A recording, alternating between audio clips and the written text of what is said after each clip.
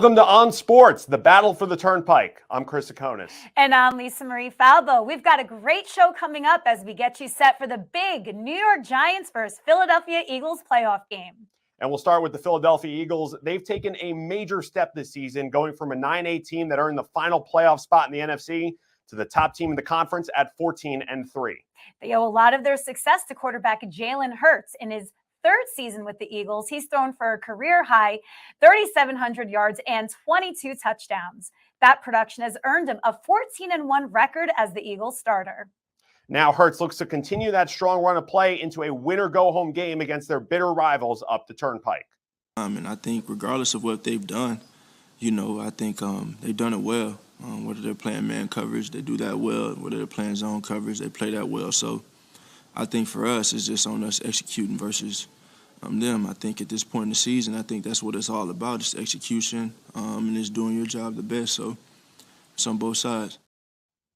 Hurts also alluded to the success from last year's team as a factor in the Eagles' success. I think it's helpful for us to have all experienced that together as a team, and to have a lot of guys back, have a lot of guys that, like a Jason Kelsey decides to stay because he sees something in, what he's played with and the potential of what that could be. So, we have everything in front of us and, we're just taking it day by day, like I said, but there's a ton that we've endured and experienced and have gone through to be here and have this opportunity we have now. So we're gonna try and go out there and do what we've been doing. For the New York Giants, last week's wild card upset over the Vikings was the latest in what's been a stunning turnaround this season. First-year head coach Brian Daboll has found success despite suffering from a string of injuries mid-season. Star running back Saquon Barkley has had a renaissance year, rushing for a career-high 1,312 yards and 10 touchdowns this season. Despite the turnaround, he doesn't think the Giants are playing with house money in this game. I don't really look at it that way. I don't think we look at it that way at all. We're here for a reason. You got to win football games to get into the playoffs. No one just invited. You got to get in, and we got in, and to make it to where you want to go, you got to win or you go home. And we did that the first round, and now we got another opportunity in the second round. Here now to give us some insight on the game is WFAN Sports Radio host Danielle McCartan. Welcome to the show, Danielle. Hey, thanks for having me. Appreciate it. So these two teams, of course, both being in the NFC East, they've already met twice. Eagles came away winners in both games. Yeah. What can we learn from the two games they've played already this year, looking into this one? I don't know. Not much, I don't think, because, you look at the first matchup and the Giants got dominated. And you look at the second matchup and the Giants had a lot of their starters, on the bench. So I don't know if there's a lot to learn from especially that second game, other than the fact that while the Eagles were playing for the number one seed and the Giants were literally playing for nothing, the Giants really did hold their own. But I looked up a stat before coming on, and it said since the merger, which was 1970, 24 times the third time around scenario happened. And the sweeping team, in this case, the Eagles, has a 625 winning percentage. And if they're home, jumps up to even 684. So Giants have a really tall task cut out for them this weekend. They absolutely do. And the Giants have already pulled off one upset in the wild card round against the Minnesota Vikings. What can you take away from that performance as we look towards this weekend? How in college basketball, March Madness, the 12 seems to always want to upset the 5. Well, it's kind of the same in the past 5 seasons in the NFL. The 6 usually upsets the 3. I think the Vikings were the most fraudulent, 13-win team out there. How many of those wins came by one score? So takeaways from that game, Daniel Jones can move the offense. Daniel Jones has not thrown an interception since Thanksgiving, I think it is. He has not turned the ball over.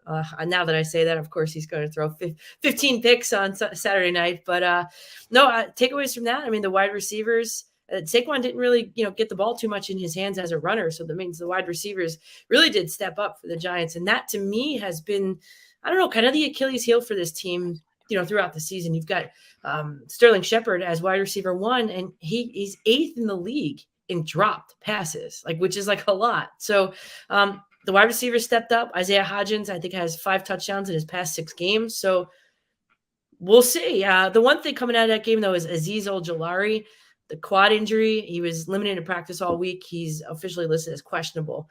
Second in the Giants defense in sacks. So that could be something to watch moving forward, whether he plays or not and how many snaps he has versus on being on the bench. No matter what happens on Saturday, Daniel Jones played like an elite level quarterback last week. I mean, there is no question about that. So Giants fans have to really feel good about their future. Yeah, I mean, a lot of callers that I've taken on the radio show. I mean, last week he had a 114 rating, which the highest is like, 145, 142 or something like that. So, 301 yards, 2 touchdowns last week in a wild card game. First playoff game he's ever had experience in ever. So a lot of callers on the fan, especially in the beginning, were like, this guy sucks, get him out of here. And I'm trying to be on the radio like, no, like, first of all, who else are you bringing in that would be better than Daniel Jones? And then you look at the player as a whole. I mean, the guy has overcome so much adversity, including this year with that receiving core, to get them where they are. He elevates the play of this team. He's finally got a coach that works for him, that believes in him. He's on his 3rd offensive system in 4 seasons. So he's obviously a smart guy. He's a big guy. He's a mobile quarterback. He's effective with his legs. He's got a big arm. So all of these things I tried to preach to the people on the fan, and finally they're seeing the light. I mean, I like being right, I do, but I'm glad for the quarterback. I'm happy for him. And I'm happy that the Giants are, finally relevant again. I mean, 365 days ago, you had Jake Fromm kneeling twice in the end zone to make more room for the punter. I was at that game and we were looking at each other like, wait, what just happened? So 365 days later, I think you got to be ecstatic about what's going on with this team. The coaching staff has done a sensational job elevating this roster that has been in the toilet for years. What they have done is nothing short of magical. I'm pretty good at like futures bets. I don't bet a lot, and when I do, it's not a lot of money. But I actually put $15, which is like a lot for me, on Brian Daboll to win Coach of the Year back in, I think it was August. I think I'd have to look, but I accidentally hit it twice, and then I woke up the next morning and I was like, you know what? I hit it twice. Might be destiny. I think Brian Daboll is a front runner. I might be biased because I have to bet on, but I think Brian Daboll is a front runner for NFL's Coach of the Year. I mean, look at the turnaround in the past year alone. Absolutely. Chris? Yeah, definitely. And looking at what the Eagles bring to the table in this game, their offenses run through quarterback Jalen Hurts, setting career highs in virtually every stat and really catapulting himself into the MVP conversation this year. What should Giants fans and just observers of this game as a whole be looking for out of him in this one? Yeah, I came up with how, Giants keys to victories, Eagles keys to victory. And I mean, they have a high-flying, highfalutin, high-octane offense. I mean, it's the passing game and it's the running game. So, yes, Jalen Hurts, I mean, how hurt is he? That's something to keep an eye on. But the one thing, and it happened last week too against the Vikings, the Giants have this perennial, I guess that's the word, issue with guarding a tight end. And they still can't figure it out. TJ Hawkinson, 129 yards on 10 catches last week, which was like a lot.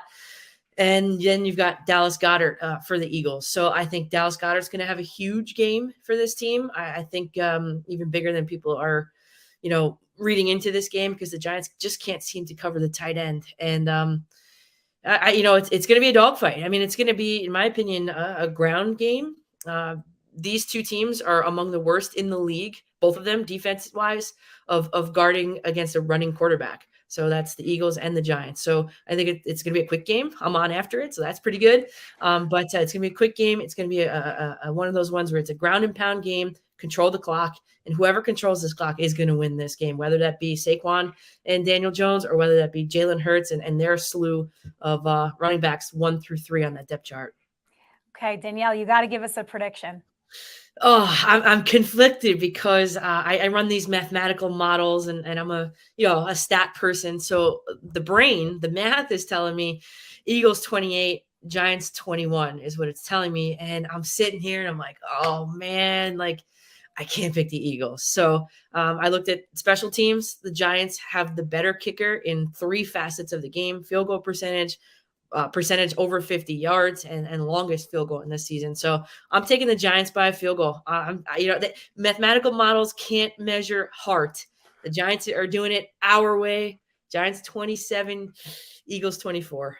Wow, what a prediction. Well, that'll make for a very happy show after the New York Giants postgame show on WFAN. So here's to that happening. I hope so, because I don't know if I could. It's either going to be a celebratory show or I'm going to play the role of psychologist kind of show. But either way, I'm prepared for both of them. Yeah, definitely looking forward to this one. Hey, Danielle, really appreciate the time. Thank you so much for coming on. Yeah, guys, thank you. It's fun, as always. Thanks, Danielle. Well, Roman Oben has had a storied NFL career. The former New York Giant went on to win a Super Bowl championship, beating the Eagles while on that run with the Tampa Bay Buccaneers in 2002. And Robin is here with us now to give us some insight on the game from the perspective of someone who has played the game. So, Roman, I really appreciate you coming on, and thanks for spending the time. No, my pleasure. Pleasure to be on, and it's exciting to, as a former player, to see the Giants be playing relevant football in January. And it's definitely been a tough stretch for a decade. And you guys earlier talked about, Daniel Jones and, 3 offensive coordinators, in 4 years, which is tough. And I remember Washington quarterback Jason Campbell going through that. And that was always the discussion about, you put this guy in one system, he's going to continue to get better. So as an offensive lineman, you want to see offensive consistency, cohesion, and you want to see good play offensively, and you want to see confidence. And so that's something that we saw last week with the win in Minnesota. Well, Roman, you played in so many big games during your career, like I said, including a championship with the Tampa Bay Buccaneers. As a player, what was your mindset heading into these high-stakes matchups? Well, I think when you look at winning a playoff game on the road, that gives you so much confidence. And as a player, you say, if you could play your best 3 weeks of football after the holidays, that means you're still playing in January in the playoffs and you're getting ready for a Super Bowl. So I think the mindset goes, one, every play is important.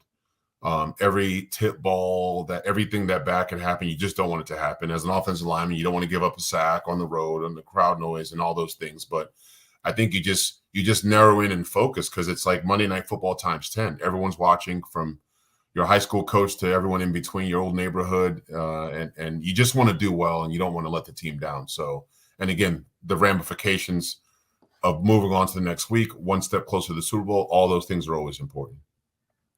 So having been on that run as a player with Tampa Bay, how did that change your perspective from a player's perspective on teams making deep playoff runs? Well, we had a first round bye, and so we had to play well in that first game. And that's when the Giants lost to the 49ers in 2002. You remember that? And then they came to Tampa. The 49ers came to Tampa. We beat them. And then obviously the next week was the championship game. I think I was lucky enough to say I played in the last game at the Vet, and we closed that game down in the first game the next year at the Lincoln Financial Field of Monday Night Football. So it just gives you the perspective to appreciate the journey, because not everyone gets through that journey. Not everyone gets to win a Super Bowl. Not everyone gets to go to the playoffs. And when you talk about a 10-year stretch where the Giants, haven't been to the playoffs, imagine careers that have started and ended with it for a Giants player who actually never got to January. So you really appreciate the journey in getting that far. Absolutely. Well, both of these teams are in the NFC East, and the Eagles are coming into this one as the heavy favorites, having beaten the Giants in both regular season matchups. From your experience, how hard is it to win 3 straight against the same team? No, it's hard. I know some stats were mentioned earlier segment. I look at the 2007 team. You lose to Dallas opening night, then you lose again. You lose again at home, but the game that counted was the playoff game. So I think all the things that have been said, the pressures on the Eagles quarterback with the injury, got the dust off, played a couple weeks ago.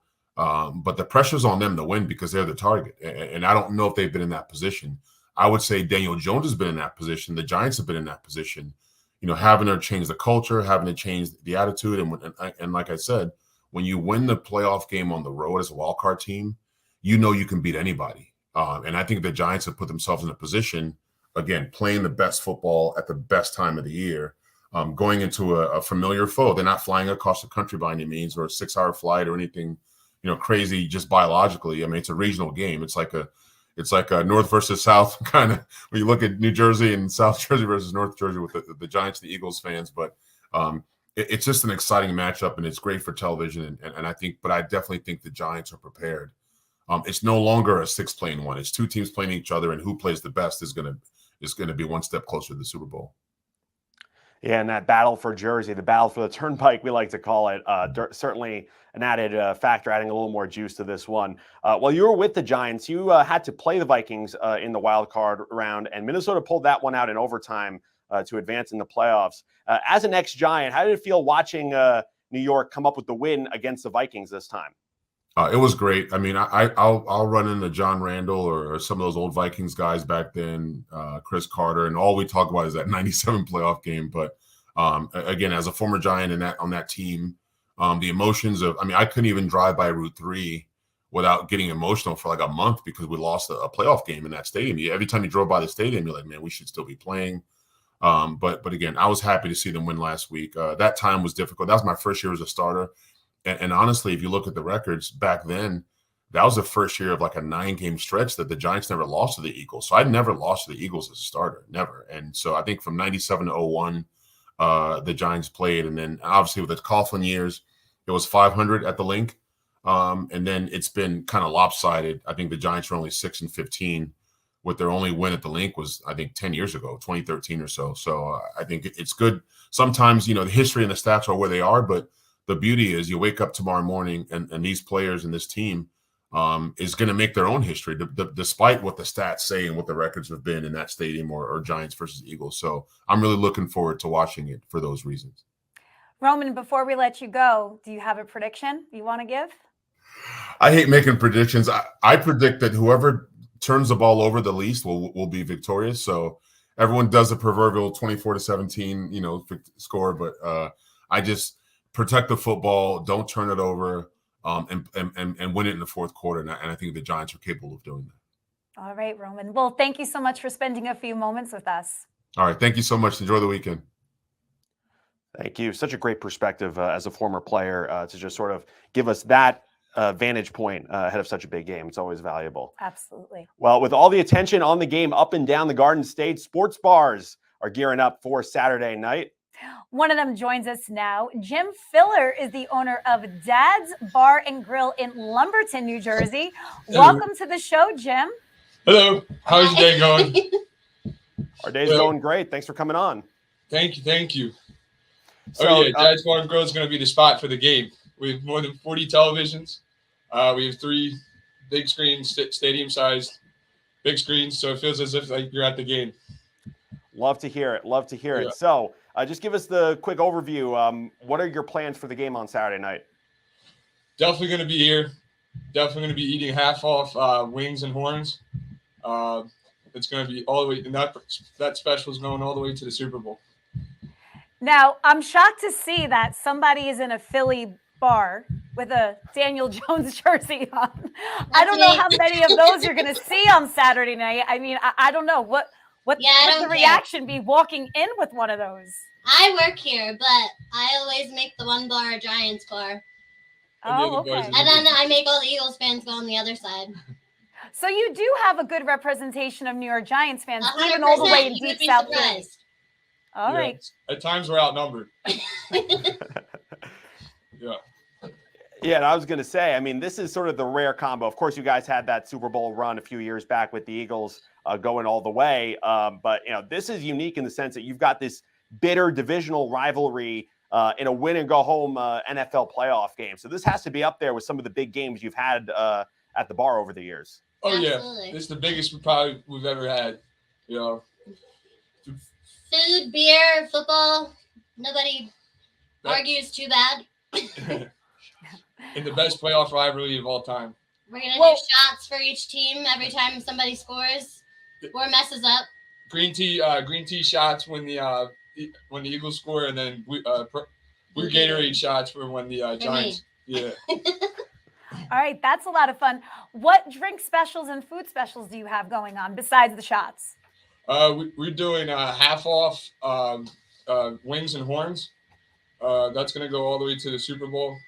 And half off ribs. Half off ribs also.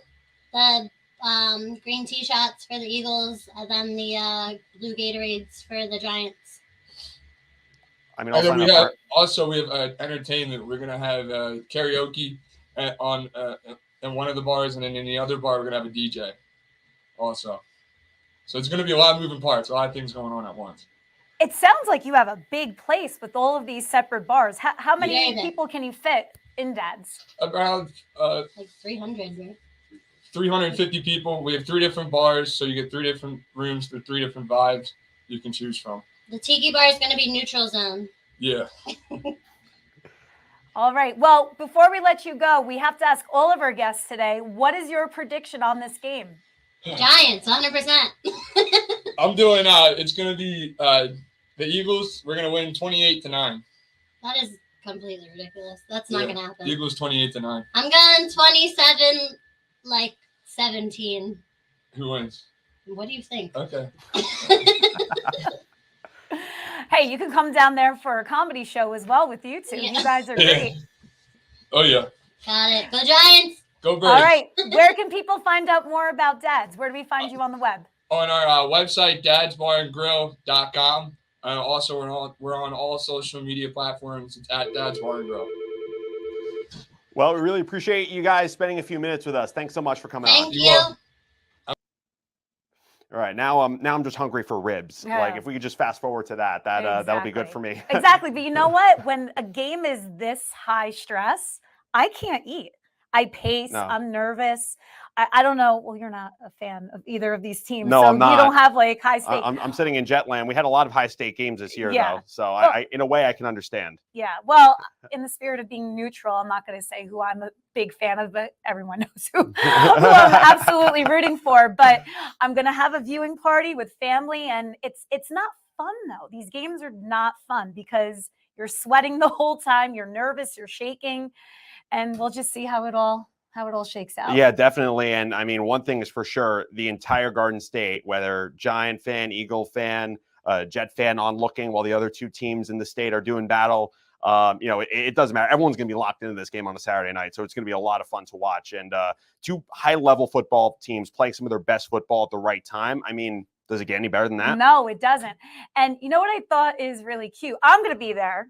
I'm not there, but I'm going to be watching from home. So many of us are, including the family members of the players, people like Dexter Lawrence. They don't want their family going to Philadelphia for this game. Yeah, that was certainly one of the quotes from all the media availabilities this week that caught my attention, because he said it's going to be such an intense environment. They're going to be going back and forth, the Giant and the Eagle fans. So certainly that's going to be an interesting element as well, and never easy to get a win in that building, especially in the playoffs. No, but you know who will be in the building? Eli Manning.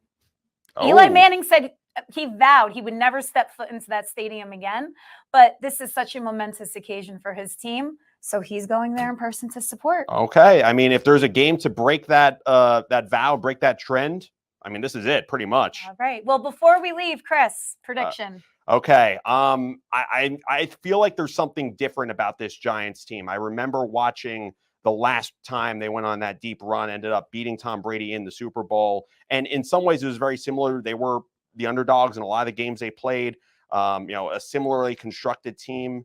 I have a feeling the Giants pull this one out. I'm going to go 27-24 Giants, pulling out a tough one on the road. All right. Well, I'm going to go the Roman Oben route and not give a prediction, but I will say whoever has the ball last wins the game. Okay. I think that's a fair thing to say, given the way these two teams have played. So yeah, I think it's going to be close. I think it's going to be a shootout, but whoever has the ball in their hands in those last seconds, that'll do it for them.